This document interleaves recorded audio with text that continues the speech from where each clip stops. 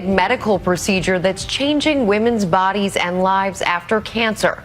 Many survivors confront unexpected challenges after the battle, and for the women you're about to meet, mastectomies brought their own host of problems, not just physical, but emotional too. They told ABC's Cecilia Vega about restoring their breasts and their self-esteem.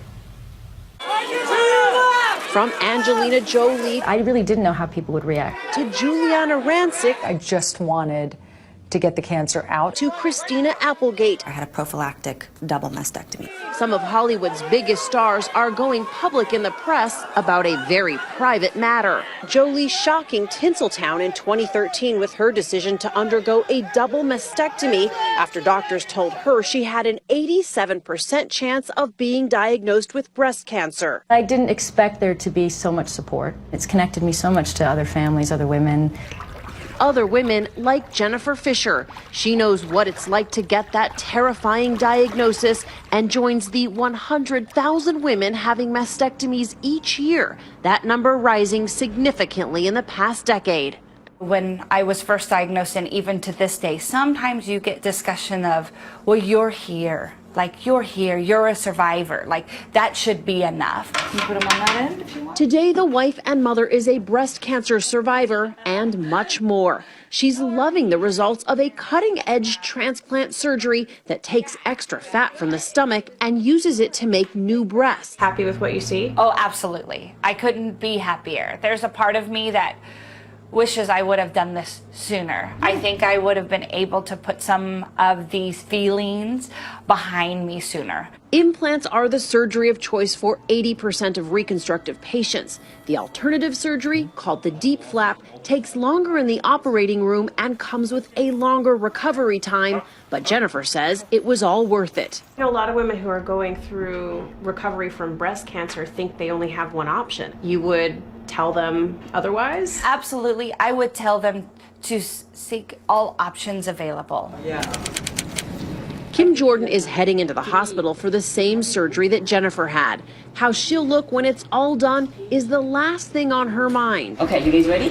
And I'm thinking, get the cancer out. I didn't really care, just get the cancer out, because I need to beat it, because nobody in my family beats it. The 50-year-old subway conductor can rattle off a long list of relatives she has lost. This is my sister Giovanna, who passed away from cancer of the lungs and brain, and my brother Mike, my oldest brother, he died of leukemia. That's why when she got the diagnosis of very early breast cancer, she decided to get a double mastectomy. Ready for our little adventure? Yes. Los Angeles plastic surgeon Michael Newman is one of just a few hundred doctors around the country who perform this relatively unknown operation. I think some plastic surgeons out there decide that it's too complex for them to do, and I think some patients do better with a simpler surgery. You're going to wake up, you're going to see a lot of people, and then you're going to go back to sleep. It is, very detailed, and it's probably one of the more complex surgeries that we do. I'm just worried. I just want to wake up. That's it. Just promise me I'm going to wake up. The reconstruction will take all day. It's too complex for Dr. Newman to do alone. This is his partner, Dr. Lisa Jewell. I love doing the surgery. It is very scary sometimes.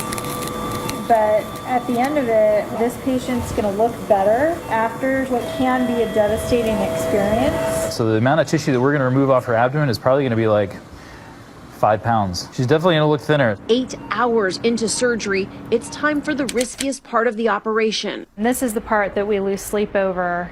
This is an organ transplant, like a kidney transplant or a lung transplant. And then you have to connect it to a reliable and steady blood supply. So we could make a great breast, and then 1 or 2 days later, the tissue dies. And so in that case, we would have to perform another type of breast reconstruction. But if successful, the transplants will grow with her body over a lifetime and will not require replacements like artificial implants do. The procedure is covered by insurance, which is a good thing because otherwise the cost would be prohibitive. And then what else do you have? Jennifer Fisher's DIEP flap surgery was just 3 months ago, but her journey has been far longer. When Jennifer's daughter, Katie, was just a toddler, she got the diagnosis. Really, at that moment, you change. You no longer are a mom and this and that. You become a person fighting this for everybody else and yourself. She had her breast removed and got an implant, but it never felt quite right. I was always uncomfortable with the results. I had a lot of pain. Even with the implant, I needed to wear a prosthesis.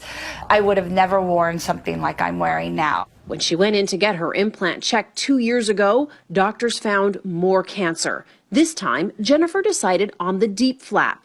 We eliminated the implant, we gave her healthy tissue that's soft, and gave her a fantastic abdomen at the same time. Immediately when I went to her, I felt that she understood what I was looking for. It was a huge lifestyle issue for her. She can't go the rest of her life with this constant reminder of pain, not feeling like she was ever happy with her reconstruction for the rest of her life. The surgery motivated Jennifer to make some changes. She lost 30 pounds through exercise as she prepared for surgery. She looks great. She has gotten very, very skinny, like really, really skinny, and I'm really happy for her. I think we have plenty. Back in the OR during Kim's surgery, the doctors are ready to shape the new breasts. Patients often will use this opportunity to change their breast size. So this patient specifically asked if she could be smaller. And she has breasts that are going to look and feel and age and change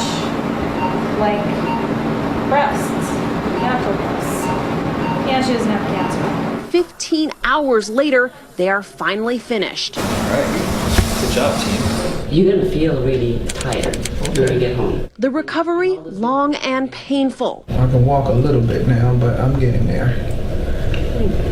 But I'm cancer free. Hey there. Okay, Dr. Norman. But for Kim, no complaints. Can you already see the difference? Yes. Tell me, what's the difference? I have nice knockers, dude. Nice ones. Jennifer is happy too. She's no longer afraid of wearing form-fitting clothes. She's more active than ever. Dr. Jules kind of liberated me a little bit to say, you deserve to have the body you see yourself having. A survivor first, but also proud to feel good in her own skin. For Nightline, I'm Cecilia.